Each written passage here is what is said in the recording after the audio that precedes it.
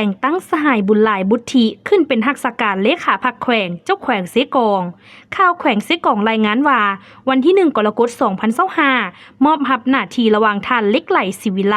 เจ้าแขวงเสกองผู้เก่ากับท่านบุญหลายบุตรีรักษาการเจ้าแขวงเสกองโดยการเข้าร่วมของท่านสอนไซสิพันดอนนายกรัฐมนตรีมีคณะนำแขวงเมืองพนักงานลักแรงเข้าร่วมการแต่งตั้งดังกล่าวแมนอิงตามคำสั่งของกรมการเมืองศูนย์กลางพรรคเลขที่ 07/กมสพลงวันที่20 มิถุนายน 2025ว่าด้วยยุกย้ายฐานเล็กไหลศิวิไลกรรมการศูนย์กลางพรรคเลขาคณะบริหารงานพรรคแขวงเสกองไปรับหน้าที่ใหม่อยู่กระทรวงโยธาธิการและขนส่งมาตีตกลงของคณะเลขาธิการศูนย์กลางพรรคเลขที่569/คลสพลงวันที่20 มิถุนายน 2025ว่าด้วยแต่งตั้งท่านบุญหลายบุตรีเป็นรักษาการแทนเลขาคณะบริหารงานพรรคแขวงเสกองและดำรัสของนายกรัฐมนตรีเลขที่484/นยลงวันที่27 มิถุนายน